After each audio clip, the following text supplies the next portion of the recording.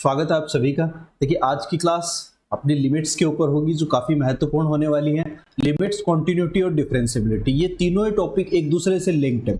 Limit अगर आपको अच्छे से समझ में आ जाएगा, किसी भी फंक्शन की, किसी भी फलन की सीमा ज्ञात करना, लिमिट ज्ञात करना, तो फिर आपको कॉन्टिन्यूटी भी अच्छे से समझ में आएगा और फिर डिफरेंशिएबिलिटी भी हम अच्छे से कर पाएंगे। कॉन्टिन्यूटी पर पहली एक क्लास हो चुकी है, अगर आपने नहीं देखा है तो उसको आप एक बार जरूर देखें।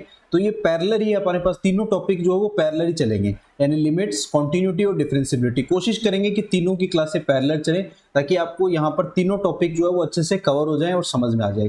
फिर भी अगर कोई डाउट रहता है तो आप मुझे कमेंट सेक्शन में जरूर बताएं ताकि हम उसको इंक्लूड करेंगे नेक्स्ट क्लासेस में।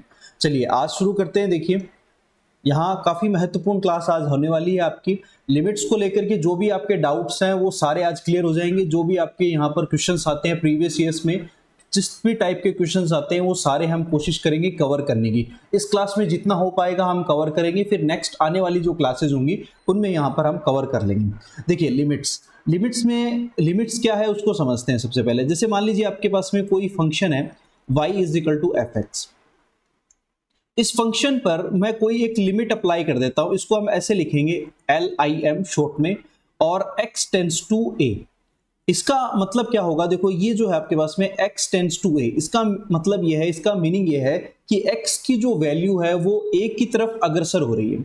यानी x की वैल्यू जो है वो टेंड्स टू a है, यानी धीरे धीरे a की तरफ जा रही है, और एक टाइम ऐसा आएगा कि इसकी वैल्यू a हो जाएगी। पर एट द टाइम यहां पर a नहीं है, अभी ए नहीं है, बट इन नियर फ्यूचर बहुत कम टाइम में ये ए हो जाएगी, ए की तरफ अग्रसर हो रही है। जैसे अगर मैं इसको ऐसे लिखूं x टेंड्स टू 0, इसका मतलब ए की जो x की जो वैल्यू है वो 0 की तरफ जा रही है और एक टाइम ऐसा आएगा कि 0 हो जाएगी। ओके, तो इसको हम ऐसे लिखेंगे fx। ओके, यहां पर लिमिट LIM लिखेंगे शॉर्ट में, और x टेंड्स टू a, ये आपके पास में इस फंक्शन को बॉन्ड कर दिया, एक लिमिटेड कर दिया। यहां पर लिमिट लगाने का मतलब है कि अब x की वैल्यू जो है वो a हो सकती है नियर फ्यूचर में। तो जैसे ही हम यहाँ पर इसकी वैल्यू इसके अंदर रखेंगे तो ये आ जाएगा मेरे पास में fa। इसको हम कहेंगे सीमा का मान, यानी इसको हम कहेंगे वैल्यू ऑफ लिमिट, यानी सीमा का मान इसको कह सकते हैं, या फलन की सीमा, एक ही बात है। इसको ऐसे भी कह सकते हैं फलन की सीमा, इसको ऐसे भी कह सकते हैं फलन की सीमा। दोनों एक ही मतलब है, दोनों का मीनिंग जो है वो एक ही है। आई होप यहां तक समझ में आया होगा। अब देखो होता क्या है कि जब आपने यहां पर लिमिट की वैल्यू फंक्शन के अंदर रखी, तो जब तक फंक्शन के अंदर लिमिट का मान रखने पर, यानी लिमिट की सीमा का मान रखने पर इनडिटर्मिनेंट फॉर्म नहीं आए, यानी अनिर्धारीय रूप नहीं आता है, 7 तरह के अनिर्धारीय रूप हम पढ़ने वाले हैं, तब तक कोई प्रॉब्लम नहीं है। तब तक उस सीमा का मान हमें प्राप्त होता रहेगा, यानी फलन की सीमा का मान हमें मिलता रहेगा। पर जब भी इनडिटर्मिनेंट फॉर्म आती है या इनडिटर्मिनेंट फॉर्म आएगी सीमा का मान रखने पर, लिमिट की वैल्यू रखने पर, तब हमें वहां रुक जाना है और उस क्वेश्चन को हमें देखना है कि इसको हम कैसे पहले सॉल्व कर सकते हैं ताकि हम इनडिटर्मिनेंट फॉर्म को रिमूव कर सके, हटा सके। देखिए अभी मैंने एक सिंपल क्वेश्चन लिया है, फिर इनडिटर्मिनेंट फॉर्म को भी देखेंगे। क्वेश्चन क्या है आपके पास में, यहाँ देखेंगे छोटा सा मैंने एक क्वेश्चन लिया है समझाने के लिए कि लिमिट का मान हम कैसे ज्ञात कर सकते हैं, वो देखने के लिए कि लिमिट x टेंड्स टू 1, आपके पास में क्वेश्चन है लिमिट x टेंड्स टू 1 है, और यहाँ आपको दे रखा है log x upon x plus 1। तो जैसे ही आप यहाँ पर इसका मान रखेंगे तो आपके पास में आएगा log 1 और अपॉन 2 आ जाएगा। तो log 1 की वैल्यू होती है 0 और अपॉन 2 है तो इज इक्वल टू 0। तो 0 आपके पास में यहाँ पर वैल्यू आ रही है, आंसर आ रहा है, कोई इशू नहीं है। तो यहाँ ऑप्शन चेक करेंगे कौन सा ऑप्शन है, ऑप्शन ए आपका राइट है, बी नहीं है, सी नहीं है और डी नहीं है। तो ऑप्शन क्या होगा आपके पास में, ए आपका आंसर आ जाएगा। इजी क्वेश्चन है, आराम से हम कर सकते हैं। अब ये तब तक है जब तक कि आपका इनडिटर्मिनेंट फॉर्म नहीं बन जाता है। देखिए आगे चलते हैं और समझते हैं डिटेल से। देखिए अगला ही अपना टॉपिक भी यही है, अनिर्धारीय रूप या इनडिटर्मिनेंट फॉर्म। इनडिटर्मिनेंट फॉर्म क्या है इसको समझेंगे। देखिए 7 तरह की इनडिटर्मिनेंट फॉर्म है, उससे हमें बचना है, यानी उनको रिमूव करना है अगर वो बन जाती है। रिमूव करने के क्या क्या मेथड है उनको भी हम पढ़ने वाले हैं। देखिए पहला है आपके पास में इनफाइनाइट बाय इनफाइनाइट, यानी अगर आपके पास में दो फलन इस तरह से है कि एक अंश और हर के रूप में आ रहे हैं, यानी न्यूमिनेटर और डिनोमिनेटर फॉर्म में है, लिमिट का मान रखने पर, यानी आपके पास में ये लिमिट मान लो इस तरह से है x tends to a fx upon gx। जैसे ही आपने यहाँ पर लिमिट का मान रखा तो आपके पास में इनफाइनाइट बाय इनफाइनाइट बन गया या 0 बाय 0 बन गया। तो आपके पास में ये दोनों ही इनडिटरमिनेट फॉर्म है। इनको रिमूव करने के मेथड हम पढ़ेंगे, पहले आप इनडिटरमिनेट फॉर्म समझ लो सिर्फ। तो दो तो इनडिटरमिनेट फॉर्म ये हो गई आपके पास में, एक 0 इंटू इनफाइनाइट आ जाए, ये भी इनडिटरमिनेट फॉर्म है। इसके बाद में इनफाइनाइट माइनस इनफाइनाइट आ जाए, या फिर 1 टू पावर आपके पास इनफाइनाइट आ जाए, 1 टू पावर इनफाइनाइट आ जाए, ये भी इनडिटरमिनेट फॉर्म है। या फिर आपके पास में 0 टू पावर 0 आ जाए, या इनफाइनाइट टू पावर 0 आ जाए। ये आपके पास में 7 तरह के इनडिटरमिनेट फॉर्म है, इन्हें हमें याद रखना है। देखो, यानी इनफाइनाइट बाय इनफाइनाइट, 0 बाय 0 आ जाए, 0 इंटू इनफाइनाइट आ जाए, इनफाइनाइट माइनस इनफाइनाइट आ जाए, 1 की पावर इनफाइनाइट आ जाए, या फिर आपके पास में 0 की पावर 0 आ जाए, या इनफाइनाइट की पावर 0 आ जाए। ये 7 तरह के इनडिटरमिनेट फॉर्म है, इनसे हमें यहाँ पर बचना है, सावधान रहना है। ठीक है, ये समझ लो। जब भी ये बन जाए तो आपको वहां पर रुक जाना है और सोचना है कि इस क्वेश्चन को हम कैसे सॉल्व कर सकते हैं। तो पहले उसके लिए अलग अलग मेथड है, वो हम पढ़ने वाले हैं। ठीक है, चलिए देखिए, ये इनडिटरमिनेट फॉर्म याद रखनी है, जब भी ये बनेगी वहां एक बार आपको सावधान हो जाना है। ठीक है, चलिए LHS और RHS को ज्ञात करने की विधि, अब यहाँ भी इसको भी समझते चलते हैं क्या है ये। LHS और RHS को ज्ञात करने की क्या विधि है, देखिए, जब कोई फंक्शन आपको दिया गया है, जैसे मान लीजिए आपके पास में एक फंक्शन है और उस पर एक लिमिट दी गई है टेंड्स टू a fx, तो यहाँ पर हम दो तरह की यहाँ पर हम फंक्शन ज्ञात करेंगे। जैसे देखो, मान लो एक ग्राफ से हम समझते हैं इसको, कि मेरे पास में एक ग्राफ है, ये x एक्सिस है और ये y एक्सिस है। एक ग्राफ है इस तरह का, मान लो एक ग्राफ बन रहा है, यहाँ पर आपके पास में x is equal to a है और इस पर जो फलन का मान होगा वो fa होगा, यानी फंक्शन की वैल्यू होगी वो fa होगी, सीधी सी बात है। इसके बाद में हम यहाँ पर इसका एक नेबरहुड पॉइंट लेते हैं, नेबरहुड पॉइंट, इसके बाद में एक पॉइंट लेते हैं जो क्या होगा, a प्लस h होगा, यानी h एक बहुत छोटी क्वांटिटी है जो मैंने इसमें ऐड की। जैसे मान लो x इज इक्वल टू 1 है तो इसके बाद का पॉइंट मान लो 1.1 होगा सपोज। ठीक है, तो ये इसके बाद का पॉइंट हो गया, इसको हम कहेंगे यहाँ पर, इस जो पॉइंट होगा इसको हम कहेंगे RHS, यानी राइट हैंड लिमिट। इस पॉइंट पर जो लिमिट निकलेगी वो होगी राइट हैंड लिमिट। इसके जस्ट बाद में अगर हम यहाँ पर एक पॉइंट लेते हैं तो इसके जस्ट पहले पॉइंट लूंगा तो वो आ जाएगा a माइनस एच। ठीक है, और इस बिंदु पर जब हमको इस पॉइंट पर लिमिट निकालेंगे उसको हम कहेंगे लेफ्ट हैंड लिमिट। ओके, तो दो चीजें यहां पर निकल के आई है आपके पास में, एक आया है right hand limit. Right hand limit क्या है इसको समझेंगे, इसको हम ऐसे लिखेंगे, limit x tends to a plus लिख लेंगे fx, या तो हम इसको ऐसे लिखेंगे या फिर इसको ऐसे लिखेंगे, limit h tends to 0 f a plus h। ये आपके पास में देखो राइट हैंड लिमिट है, यानी a के बाद का बिंदु है, a के बाद का बिंदु है, a के बाद का पॉइंट है, इसको हम लिखेंगे a प्लस h से, इसको RHL लिखेंगे, यानी राइट हैंड लिमिट। ओके, इसको याद रखना है। दूसरा आपके पास में left hand limit, left hand limit को हम ऐसे लिखेंगे, limit x tends to a minus से लिखेंगे और fx लिखेंगे, यानी इसको हम लिखेंगे limit h tends to 0 f a minus h, इस तरह से लिखेंगे। तो ये राइट हैंड लिमिट और लेफ्ट हैंड लिमिट दोनों का मान हम इस तरह से ज्ञात करेंगे। दोनों का मान, जैसे ये समीकरण 1 आ जाएगा, ये समीकरण 2 मान लीजिए, तो राइट हैंड लिमिट और लेफ्ट हैंड लिमिट दोनों का मान क्या होना चाहिए, बराबर होना चाहिए आपके पास में। अगर राइट हैंड लिमिट और लेफ्ट हैंड लिमिट दोनों का मान अगर बराबर नहीं आ रहा तो इसका मतलब सीमा विद्यमान नहीं है। ठीक है, अगर दोनों का मान बराबर है तो इसका मतलब सीमा विद्यमान है, सीमा विद्यमान, सीमा का मान जो होगा वो विद्यमान होगा। ठीक है, अगर राइट हैंड लिमिट और लेफ्ट हैंड लिमिट का मान बराबर नहीं है तो इसका मतलब ये होगा कि जो सीमा का मान है वो विद्यमान नहीं है, यानी डज नॉट एग्जिस्ट। इसको क्या लिखेंगे, डज नॉट या डजंट एग्जिस्ट, इसको हम ऐसे लिखेंगे। आई थिंक समझ में आया होगा, इशू है, कोई इशू नहीं होगा यहाँ तक। देखो, दो नेबरहुड पॉइंट लिए हमने, जैसे a यहाँ पर एक पॉइंट जो अपने पास था, a ये पॉइंट था, इसके दो नेबरहुड पॉइंट ले लिए, एक इसके बाद का ले लिया हमने और एक जस्ट इसके पहले का ले लिया। h यहाँ पर बहुत छोटी छोटी पॉजिटिव क्वांटिटी है, पॉजिटिव है यहाँ पर, h जो मैंने लिया है वो बहुत ही पॉजिटिव क्वांटिटी है, बट बहुत छोटी है, बहुत छोटी क्वांटिटी है। ठीक है, बहुत छोटी सी यहाँ पर मैंने लिया है, ठीक है, बट पॉजिटिव क्वांटिटी है, ये समझ लो आप। ठीक है, जैसे यहाँ पर अगर x इक्वल टू 1 होता तो आप यहाँ पर ऐसे ले सकते थे कि भाई 1.1 ले लिया मैंने, जस्ट इसके बाद का पॉइंट, या इसके जस्ट पहले का पॉइंट 0.9 ले लिया, इस तरह से समझ लो। एक बार समझने के लिए बता रहा हूँ सिर्फ मैं आपको। तो ये दोनों पॉइंट जो नेबरहुड पॉइंट हमने लिए हैं, ये दोनों पर हम सीमा का मान ज्ञात करेंगे, यानी राइट हैंड लिमिट निकालेंगे और लेफ्ट हैंड लिमिट निकालेंगे। अगर दोनों लिमिट, राइट हैंड लिमिट और लेफ्ट हैंड लिमिट दोनों इक्वल आ जाती है, तब इस केस में जो लिमिट होगी वो एग्जिस्ट करेगी, यानी सीमा का मान विद्यमान होगा। देखो, जब आपके पास में ऑप्शन में ये दिया हुआ हो ना कि सीमा का मान विद्यमान नहीं है, एक ऑप्शन ऐसा बना हुआ हो, दिया हुआ हो 4 में से एक ऑप्शन, तो उस समय हमें दोनों सीमा का मान निकालना मजबूरी हो जाएगा, दोनों हमें निकालना पड़ेगा।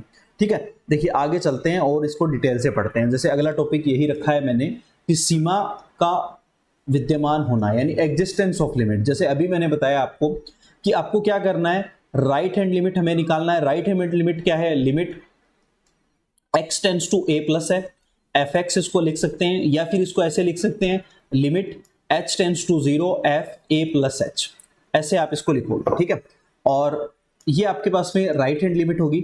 लेफ्ट हैंड लिमिट हम निकालेंगे तो अभी जैसे मैंने बताया आपको, बिल्कुल लिमिट, इसको लिखने का तरीका याद रख लो, इस तरह से लिखना है, limit x tends to a minus f x is equal to, या फिर limit h tends to 0 f a minus h, equation number 2। तो यहां पर right hand limit is equal to होनी चाहिए लेफ्ट हैंड लिमिट, यानी दोनों का मान बराबर होना चाहिए। तब क्या होगा, सीमा यहां पर विद्यमान होगी, सीमा जो है वो विद्यमान होगी, यानी लिमिट क्या करेगी, एग्जिस्ट करेगी, लिमिट एग्जिस्ट। और अगर राइट हैंड लिमिट बराबर नहीं है लेफ्ट हैंड लिमिट के, तब क्या होगा, डज नॉट एग्जिस्ट। तब यहां पर आप लिखोगे डज नॉट एग्जिस्ट, सीमा का मान विद्यमान नहीं होगा। ये बात याद रखनी है, इसको अच्छे से समझ लें। फिर उसके बाद में देखो आगे भी यही मैंने लिखा हुआ है नोट्स में, तो आप नोट्स भी साथ में बनाते चले। मैंने आपकी सहूलियत के लिए नोट्स लिए हैं साथ में, इनको मैं टेलीग्राम जो चैनल है अपना, उस पर भी मैं प्रोवाइड करवा दूंगा, मैं जो आपकी पीडीएफ है वो सेंड कर दूंगा। तो अगर आप उससे नहीं जुड़े हुए हैं तो आप उससे ज़रूर जुड़ जाइए, डिस्क्रिप्शन में उसका लिंक है, उससे जुड़ जाइए। ठीक है, ताकि आपको जो भी कंटेंट मिलने वाला है वो सारा आपको मिल जाए, नोट्स आपको पीडीएफ में मिल जाए, और साथ में जो क्लासेज हैं रेगुलर वो भी आपको मिल जाए। ठीक है, चलिए, सीमा का मान विद्यमान नहीं होना, जैसे मैं आपको एक्सप्लेन कर चुका हूं पहले से ही कि सीमा का मान विद्यमान कब नहीं होगा, जब आपके पास में राइट हैंड लिमिट और लेफ्ट हैंड लिमिट दोनों का मान अगर बराबर नहीं है तो सीमा का मान विद्यमान यहां पर नहीं होगा। वही यहां पर लिखा गया है फलन, देखो यहां पर एफ एक्स है, x इजिकल टू a पर निम्न स्थितियों में विद्यमान नहीं होगा, अगर यहां पर आपके पास में दोनों सीमा का मान, या तो कोई भी एक सीमा विद्यमान ही नहीं हो, कोई भी एक लिमिट एग्जिस्ट ही नहीं करे, या फिर दोनों का मान बराबर नहीं हो। दो कंडीशन यहाँ पर आ गई है अपने पास में कि या तो आपके पास में जैसे राइट हैंड लिमिट और लेफ्ट हैंड लिमिट की वैल्यू ही नहीं निकले, एग्जिस्ट ही नहीं करे, ठीक है, ये कंडीशन हो जाए, या फिर आपके पास में यानी जो आपने राइट हैंड लिमिट निकाली है limit h tends to 0 f a plus h, अगर या तो ये फिर ये एग्जिस्ट ही नहीं करे, या फिर इन दोनों के मान जो है वो बराबर नहीं हो, यानी इन दोनों के मान बराबर नहीं हो, limit h tends to 0 f a minus h, ये दोनों ही केस आपके पास में, दो तरह के केस जो है वो वैलिड होंगे। इनको आपको याद रख लेना है, आसान सी बात है, आसान शब्दों में मैंने यहाँ पर मेंशन की है, लिखी है। ओके, चलिए अब क्वेश्चन देखते हैं। कुछ क्वेश्चन देखेंगे तो ये जो प्रारंभिक स्थिति है, जो इनिशियल कंडीशन है, वो आपके पास क्लियर हो जाएगी। ठीक है, फिर उसके बाद में हम आगे जैसे जैसे लेवल बढ़ेगा क्वेश्चंस का, और अनिर्धारित रूप जो हमने इनडिटरमिनेंट फॉर्म पढ़ी है वो जैसे जैसे आएंगे उनको हम समझते हुए चलेंगे। देखिए अब मैंने यहाँ पर देखो एक सिंपल सा क्वेश्चन लिया है आपको समझने के लिए, कि यहाँ आपको देखो क्या दे रखा है कि limit x tends to 2 modulus of x minus 2 और अपॉन यहाँ पर x माइनस 2 दे रखा है। ऑप्शन में देखो यहाँ पर ये दे रखा है विद्यमान नहीं है। तो अब जब भी ये कंडीशन आ जाए विद्यमान नहीं है या एग्जिस्ट नहीं है, डज नॉट एग्जिस्ट है, तब आपको राइट हैंड लिमिट और लेफ्ट हैंड लिमिट दोनों निकालनी पड़ेगी। तो जो आपको सबसे पहले फलन दे रखा है इसका आप यहाँ पर पहले इसको सॉल्व करो। तो ये कंडीशन आपको दे रखी है x माइनस 2, इसके हम यहाँ पर दो यहाँ पर कथन बनाएंगे। क्या कथन बनेगा, एक तो 1 आएगा, 1 कब आएगा, जब x की वैल्यू जो है वो ग्रेटर देन 2 है, यानी ग्रेटर देन 2 है तब ये पॉजिटिव आएगा। दूसरी कंडीशन आ जाएगी -1 आएगा व्हेन x इज यहाँ पर लेस देन 2 है। ये कंडीशन दो यहाँ पर बनने वाली है। ठीक है, ऊपर वाली कंडीशन सिर्फ न्यूमिनेटर को देखिए आप एक बार, डिनोमिनेटर को देखने की जरूरत नहीं है, सिर्फ न्यूमिनेटर को देखिए। तो यहाँ पर जो आपके पास में राइट हैंड हम लिमिट निकालेंगे उसका मान आएगा +1, और जब हम लेफ्ट हैंड लिमिट निकालेंगे तो उसका मान आएगा -1, यानी दोनों बराबर नहीं है आपके पास में, राइट हैंड लिमिट और does not equal left hand limit, दोनों का मान बराबर नहीं आया है, इसलिए जो यहाँ पर आपके पास में सीमा का मान विद्यमान नहीं होगा। हम इसको लिखेंगे डज नॉट एग्जिस्ट। क्या लिखेंगे, डज नॉट एग्जिस्ट, विद्यमान नहीं, ये आपका आंसर आएगा। ओके, इजी, आराम से हम कर सकते हैं। जैसे अगला क्वेश्चन देखिए, बिल्कुल इसी तरह से आप इसको आराम से समझ सकते हैं। अब की बार यहाँ पर ग्रेटेस्ट इंटीजर फंक्शन लिया है। देखो ये जो फंक्शंस है इसकी मैं पहले क्लास में करवा चुका हूँ, फंक्शंस की क्लास में, तो इसको आप एक बार जरूर देख लें, एक बार चेकआउट जरूर कर लें, अगर कोई डाउट हो तो आप उसका क्लियर हो जाएगा। यानी modulus function, greatest integer function, smallest integer function, फिर उसके बाद में अलावा जो आपके पास सिग्नम फंक्शन है, और ये सारे टॉपिक्स जो है वो मैं अच्छे से करवा चुका हूँ। उनके डोमेन रेंज हम अच्छे से देख चुके हैं, ग्राफ अच्छे से देख चुके हैं। तो इनको एक बार आप जरूर चेकआउट करें, आप कोई डाउट हो तो उसको आप क्लियर हो जाएगा, ठीक है, ताकि बीच बीच में जब ये आएंगे तो हमें पता हो कि भाई ग्रेटेस्ट इंटीजर फंक्शन कौन सा होता है। तो यहाँ पर देखो आपके पास में है limit x tends to 3 plus दे रखा है। 3 प्लस का मतलब क्या होगा आपके पास में, a प्लस अभी हमने पढ़ा है, वो सिर्फ राइट हैंड लिमिट की बात हो रही है।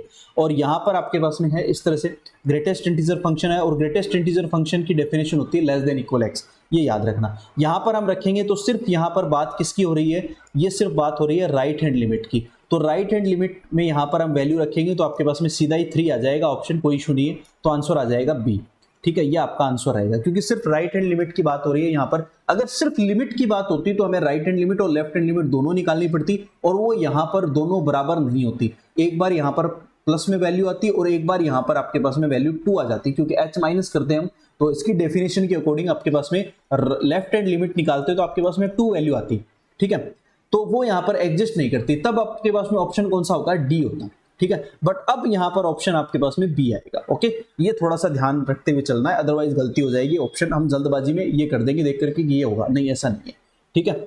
चलिए आगे वाला देखते हैं। देखो बिल्कुल इसी तरह का क्वेश्चन है नेक्स्ट भी, जो मैंने यहाँ पर लिया है समझाने के लिए ही, कि लिमिट यहाँ पर दे रखी है आपको, लिमिट है और x टेंस टू 2 माइनस दे रखा है। 2 माइनस का मतलब यहाँ पर आपके पास में क्या आ गया, लेफ्ट हैंड लिमिट की बात हो रही है, इसको समझेंगे। तो लेफ्ट हैंड लिमिट उसको कैसे लिखेंगे, देखो यहां पर हम लेफ्ट हैंड लिमिट को कैसे लिखते हैं, लिमिट h टेंस टू 0 हम ऐसे लिखेंगे, और यह आएगा आपके पास में f a माइनस h, ऐसे लिखा जाएगा। तो लिमिट h टेंस टू 0 और a की वैल्यू यहां पर 2 है, तो इसको लिखूंगा मैं f 2 माइनस h लिखने वाला हूं। तो यहां लिमिट h टेंस टू 0 और यहां पर आप फंक्शन में आप रख दो, इसका मान क्या आ जाएगा, 2 माइनस h। जब 2 में आप एक छोटी क्वांटिटी को माइनस करोगे तो हो सकता है वो 1.9 हो जाए, है ना। और जो आपके पास में ग्रेटेस्ट इंटीजर है उसकी डेफिनेशन होती है लेस देन इक्वल x, यानी इससे कम वैल्यू हमें लेनी है, तो इसका मान आएगा आपके पास में 1 आएगा, ओके। 1 ऑप्शन कौन सा है, सी ऑप्शन आपका राइट आंसर है, तो आंसर आएगा सी।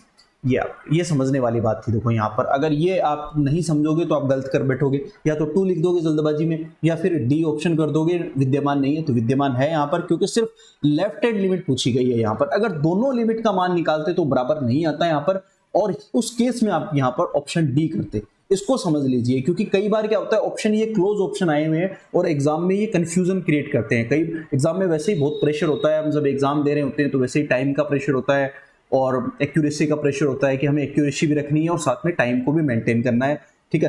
तो ये इस तरह से हम कई बार गलती कर जाते हैं, तो ये छोटी छोटी बातें हमें ध्यान रखनी है। चलिए नेक्स्ट क्वेश्चन है आपका यहाँ पर, यहाँ अगला क्वेश्चन दे रखा है आपको, निम्न में से कौन सी सीमा विद्यमान है। तो 4 ऑप्शन आपको दे रखे हैं, चारों को देखना है कि कौन सा आपको विद्यमान है और कौन सा नहीं है। तो 1 बाय 1 चेक करना पड़ेगा। ऐसा क्वेश्चन जब आ जाता है आपके पास में तो आप सबको चेक करना पड़ेगा, आपके पास और कोई ऑप्शन नहीं है। तो पहले को देखो चेक करेंगे, तो यहां पर देखो आपके पास में क्या आएगा, एक्स स्क्वायर है, 1/x² है। तो 1/x² जब हम लिखेंगे तो यहां पर क्या आएगा आपके पास में 1/0 बनेगा। देखो राइट हैंड लिमिट निकालेंगे हम, एक निकाल के दिखाता हूं आपको, लिमिट h टेंस टू 0। अब यहां पर आप लिखोगे f a प्लस h लिखोगे, और यहां पर आपको दे रखा है a की वैल्यू भी 0 ही है, तो इसको हम लिखेंगे h tends to 0 f h लिख लेंगे यहां पर, और ये आ जाएगा आपके पास में लिमिट h टेंस टू 0 और 1/h² आ जाएगा, तो ये आएगा इनफाइनाइट। और जब मैं यहाँ पर लेफ्ट हैंड लिमिट निकालूंगा तो ये आएगा limit h tends to 0 f a minus h लिखोगे यहाँ पर, तो ये आएगा आपके पास में लिमिट h टेंस टू 0 और यहाँ पर आपके पास में आ जाएगा माइनस h आ जाएगा। तो इस केस में भी लिमिट h टेंस टू 0 और स्क्वायर है तो ये h² ही रहेगा, तो दोनों ये पॉजिटिव आ जाएंगे, यानी यहाँ पर राइट हैंड लिमिट और लेफ्ट हैंड लिमिट दोनों इक्वल आ जाएगी। देखो इनफाइनाइट आ सकता है, कोई दिक्कत नहीं है, माइनस इनफाइनाइट आ सकता है, 0 आ सकता है, अनिर्धारीय रूप यानी इनडिटरमिनेट फॉर्म, जो 7 इनडिटरमिनेट फॉर्म पढ़ी है हमने वो नहीं आनी चाहिए। उसके अलावा जो भी आएगा चलेगा, कोई इशू नहीं है। तो ऑप्शन आपका ए जो है वो राइट ऑप्शन है। इसमें जब आप करोगे तो एक बार इनफाइनाइट आएगा, एक बार माइनस इनफाइनाइट आएगा, तो यहाँ पर ऑप्शन ये सही नहीं होगा। इसमें भी ऐसे ही होगा, यहाँ पर जब आप 10 π/2 रखोगे तो एक बार इनफाइनाइट आएगा और एक बार माइनस इनफाइनाइट आएगा, तो ये भी राइट आंसर नहीं होगा। यहां पर भी जब आप रखोगे तो 2 की पावर इनफाइनाइट आएगा और एक बार 2 की पावर माइनस इनफाइनाइट आएगा, तो ये भी राइट ऑप्शन नहीं है। तो राइट ऑप्शन आपके पास में ए आएगा, तो आंसर आ जाएगा आपके पास में ए आ जाएगा। ओके, ये आपका राइट आंसर होगा। ओके, चेकआउट कर लो एक बार, स्क्रीनशॉट ले।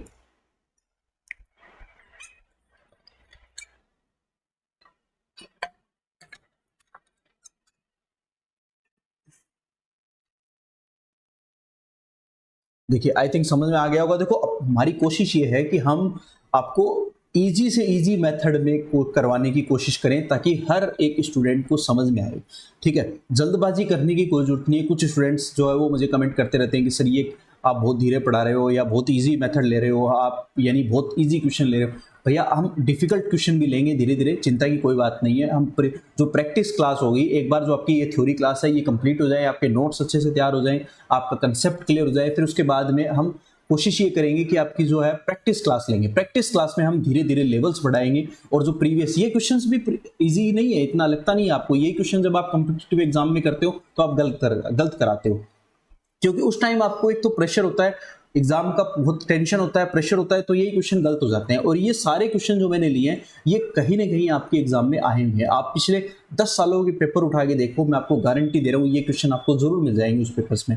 ठीक है, जो प्रीवियस ईयर्स के पेपर में आए हुए हैं, क्योंकि मैंने वहीं से उठाए हैं ये क्वेश्चन, अलग से नहीं लेके आया मैं, कोई मैंने खुद ने नहीं बनाया ये क्वेश्चन। मैं आपको क्लियर कर देता हूँ, आपके जो प्रीवियस ईयर्स के क्वेश्चन है वही मैं करवा रहा हूँ यहाँ पर।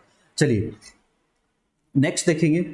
देखिए अगला आपको कुछ यहाँ पर इंपॉर्टेंट थ्योरम्स है, उनको हम स्टडी करेंगे जो बहुत ही इजी है। देखिए जब आपके पास में दो फंक्शन है, मैं एक बार मान लेता हूं कि एक फंक्शन मान लो आपके पास में ये limit x tends to a fx है, और एक है आपके पास में इसी लिमिट के ऊपर है limit x tends to a gx।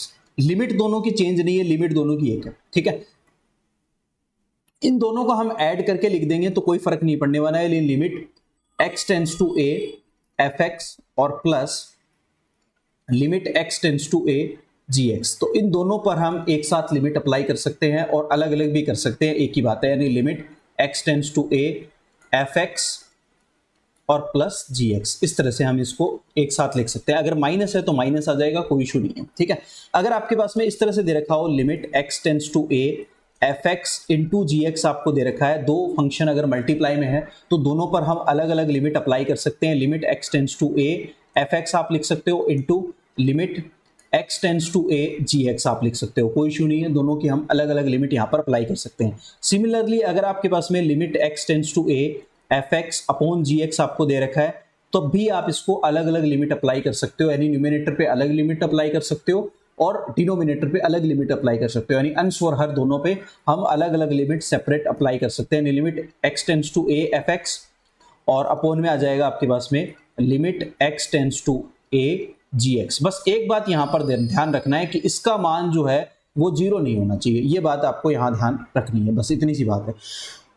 इसी तरह से अगर आपके पास में limit x tends to a, अगर आपके पास एक फंक्शन fx है और उसके ऊपर पावर पे अगर gx फंक्शन है, तब भी हम लिमिट अलग अलग सेपरेट अप्लाई कर सकते हैं। Limit x tends to a fx पर लिमिट अप्लाई हो जाएगी और limit x tends to a gx पर अलग से हम लिमिट अप्लाई कर सकते हैं। देखो ये सब मैंने यहाँ पर कंसेप्ट करवाए हैं, ये देखो नोट्स मैंने बना रखे हैं, तो आप भी इसी तरह से आप अपने नोट्स बना ले ताकि आप बार बार इनको पढ़ो, याद करो, ताकि ये फॉर्मूले जो है वो अच्छे से याद हो जाए, ताकि क्वेश्चन जब हम करें एग्जाम में, हम क्वेश्चन करें तो हमें प्रॉब्लम नहीं आए। कई बार क्या होता है कि क्वेश्चन हम बहुत बार कर चुके हैं, प्रैक्टिस कर चुके हैं, पर कई बार हम क्या होता है कि फॉर्मूला अप्लाई करते टाइम उसको भूल जाते हैं। भूल जाने का मतलब होता है कई बार कंफ्यूज हो जाते हैं, फॉर्मूले बहुत ज्यादा है, ठीक है, तो भूल जाते हैं हम, कई बार प्लस माइनस की गलती कर देते हैं, तो ऐसा नहीं हो, तो इसलिए आप उनकी प्रैक्टिस करो।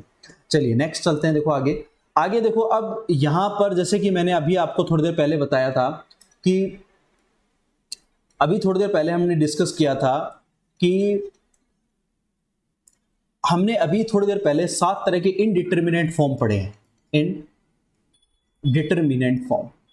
इनडिटर्मिनेंट फॉर्म जो हमने पढ़े हैं, यानी अनिर्धारीय रूप, उन अनिर्धारीय रूप जब भी अपने पास बनेगा तो वहां हमें सावधान हो जाना है, यानी वहां पर हमें रुक जाना है और उस क्वेश्चन को हमें यह देखना है कि किस तरह से हम क्वेश्चन को सॉल्व कर सकते हैं। ठीक है, एक बार इस बात को हमें देखना है कि क्वेश्चन को हम किस तरह से हम सॉल्व कर सकते हैं। तो इनडिटर्मिनेंट फॉर्म कौन सी थी अपने पास में? 0 by 0, infinite by infinite, infinite into zero, फिर उसके बाद में infinite minus infinite, zero 1 to power infinite, और आपके पास में थी यहाँ पर 0 to power 0, infinite to power 0। ये 7 तरह की इनडिटर्मिनेंट फॉर्म जब अपने पास में बनेगी तब हमें क्वेश्चन में थोड़ा सावधानी बरतनी है, और क्वेश्चन अब यहाँ पर अपने पास सीधे लिमिट रखने पर नहीं होगा, तब हम अलग अलग विधियां अपनाएंगे, और अपने पास में मोस्टली 3 तरह की विधियां हैं जो हम पढ़ेंगे। एक विधि है जिसको हम कहते हैं सरलीकरण,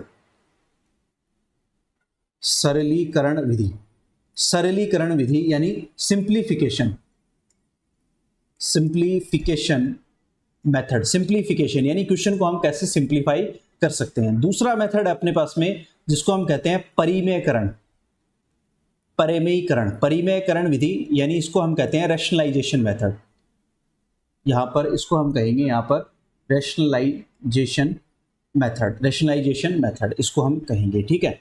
तीसरा आपके पास में आती है यहां पर विस्तार विधि, विस्तार विधि, विस्तार विधि क्या होगी आपके पास में, जब क्वेश्चन इन दोनों से भी सॉल्व नहीं हो रहा हो तो हम क्या करेंगे, उसका विस्तार कर देंगे, एक्सटेंशन कर देंगे, ठीक है। एक्सप्रेशन विधि इसको कह सकते हैं, एक्सटेंशन या एक्सप्रेशन, एक्सप्रेशन मेथड, ठीक है। जैसे साइन एक्स का हम एक्सप्रेशन कर देंगे, कोस एक्स का कर देंगे, e to the power x का, log 1 प्लस एक्स का, ये सारे हम पढ़ने वाले हैं अभी डिटेल से। नंबर 4, अगर इन तीनों से भी काम नहीं चले तो हम पढ़ेंगे फिर L hospital rule, L hospital rule, L hospital rule हम पढ़ने वाले हैं, एल हॉस्पिटल रूल। ये 4 विधियां हैं, अगर ये 4 विधियों से हम पढ़ेंगे, इसमें सिर्फ आपको 0 बाय 0 और इनफाइनाइट बाय इनफाइनाइट को ही हम सॉल्व कर सकते हैं, ठीक है। तो ये 4 विधियां हम डिटेल से पढ़ने वाले हैं, और जब भी आपके पास में इनडिटर्मिनेंट मेथड, इनडिटर्मिनेंट फॉर्म बनेगी तो इन 4 विधियों का हम प्रयोग करके क्या करेंगे, इन 4 विधियों का हम प्रयोग करके क्वेश्चन को सॉल्व करेंगे। चलिए देखो क्वेश्चन देखते हैं 1 बाय 1 और उनको सॉल्व करते हैं। कुछ क्वेश्चन अब यहाँ हम कर पाएंगे, कुछ क्वेश्चन हम अगली क्लास में करेंगे क्योंकि बहुत ज़्यादा बड़ी क्लास हो जाएगी फिर। चलिए देखो आपके पास में यहाँ पर है एक क्वेश्चन दे रखा है आपको, अंडर रूट, आप यहाँ देख पा रहे हो अंडर रूट 3x माइनस ए है, माइनस का रूट 3 माइनस एक्स। इसमें ए लिमिट आप रखोगे तो आंसर क्या आएगा, देखो जैसे आप इसमें लिमिट रखोगे तो ये 3a माइनस ए बनेगा तो 2a हो जाएगा, और यहाँ पर भी 2a हो जाएगा, और 0 बाय 0 फॉर्म बन रहा है यानी अनिर्धारीय रूप बन रहा है आपके पास में। तो अब इसको क्या करेंगे हम, यहाँ पर लिमिट, इसको हम पहले इसको क्या कर सकते हैं, सरलीकरण कर सकते हैं, सरल हो रहेगा। इसको हम रैशनलाइज कर सकते हैं, तो रैशनलाइज कैसे करेंगे, 3x माइनस ए माइनस का x प्लस ए, इसको एक्सपेंशन भी कर सकते हैं, वो भी मैं आपको बताऊंगा। और इसको आप मल्टीप्लाई कर दो, इसके कॉन्जुगेट से मल्टीप्लाई कर दो। कॉन्जुगेट से मल्टीप्लाई कैसे करोगे, नीचे लिख देता हूं मैं, रूट 3x माइनस ए प्लस x प्लस ए से मल्टीप्लाई कर दो, और इसी को आप क्या करोगे 3x माइनस ए प्लस रूट x प्लस ए से आप यहां पर डिवाइड कर दो, रैशनलाइज कर दिया कॉन्जुगेट से, यानी इसके विपरीत साइन से आप क्या करो, मल्टीप्लाई और डिवाइड कर दो। तो अब यहां पर देखो ये ऊपर वाली टर्म, ये वाली टर्म, ये एक फॉर्मूला बन गया जो हम पढ़ते आए हैं, a minus b into a plus b. क्या होता है आपके पास में, a square minus b square, वो हम यहां पर अप्लाई करेंगे। तो ये आ जाएगा आपके पास में limit x tends to a आ जाएगा, ऊपर आपके पास में आ जाएगा 3x माइनस ए आ जाएगा, रूट हट जाएगा जैसे ही स्क्वायर करेंगे, और माइनस का x माइनस ए आ जाएगा, और अपॉन में आ जाएगा आपके पास में यहाँ पर x माइनस ए, और इनटू में आपके पास में आ जाएगी रूट 3x माइनस ए आ जाएगा, और प्लस का आ जाएगा x प्लस ए, ये टर्म आ जाएगी। ऊपर देखो क्या कैंसिल आउट हो जाएगा, इससे आप सॉल्व करोगे तो क्या बचेगा, limit x tends to a आ जाएगा, ऊपर 3x में से एक x चला जाएगा तो 2x बचेगा, और ये आपके पास में क्या हो जाएगा, कैंसिल आउट हो जाएगा, ओनली 2x आपके पास में यहाँ पर 2x बन जाएगा, और ये आपके पास में यहाँ पर ये जो टर्म है यहाँ पर प्लस है, सॉरी यहाँ प्लस है, तो ये आपके पास में माइनस का 2a बच जाएगा, 2a और 2a ऐड हो जाएंगे, ठीक है। और इसमें से आपके पास में x माइनस ए आ जाएगा, और ये वाली जो टर्म है वो ऐसी कैसी है, 3x माइनस ए प्लस का x प्लस ए। तो अब देखो क्या करोगे, 2 इसमें से कॉमन ले लो, मैं इसको थोड़ा शॉर्ट में कर देता हूँ, जगह की भी कमी है, 2 इसमें से कॉमन ले लो, तो ये 2 कॉमन आ जाएगा, तो ये कैंसिल आउट हो जाएगी टर्म, ठीक है। और अब वैल्यू रख दो आप बस सिंपली, तो 2 ऊपर है और यहाँ पर आप रखोगे तो ये आ जाएगा आपके पास में 2a माइनस ए हो जाएगा, तो रूट 2a बचेगा, और ये भी क्या हो जाएगा, रूट 2a हो जाएगा, तो ये आ जाएगा आपके पास में रूट 4a आ जाएगा, रूट 4a यानी 2 अपॉन और 2 बाहर आ जाएगा, दोनों को ऐड होकर के, और ये आ जाएगा रूट 2a और आ जाएगा, तो ये भी कैंसिल आउट हो जाएगी टर्म, तो आपके पास में बी ऑप्शन आ जाएगा 1/√2a। इस तरह से हम कर सकते हैं। तो हमने कौन सा यूज किया मेथड, रेशनलाइजेशन मेथड यूज करके हम इसको इजीली सॉल्व कर पाए। अगला क्वेश्चन भी देखो ऐसी तरह से है जिसको आप रेशनलाइज करके सॉल्व आराम से कर सकते हो। देखो इसको करते हैं लिमिट, इसमें देखो क्या हो रहा है, वो इनफाइनाइट बाय इनफाइनाइट बन रहा है आपके पास में, यानी इनडिटरमिनेट, डायरेक्ट रखने पर इनडिटरमिनेट फॉर्म बन रही है। तो इसको भी रेशनलाइज कर लेते हैं। यहां पर क्या आ रहा है, √n है और अपॉन में है √n प्लस √n+1 है। तो इसको आप कॉन्जुगेट से मल्टीप्लाई कर लो, √n माइनस का √n+1 और अपॉन में आ जाएगा आपके पास में √n और यह आ जाएगा आपके पास में माइनस का √n+1, ये टर्म आ जाएगी। तो लिमिट n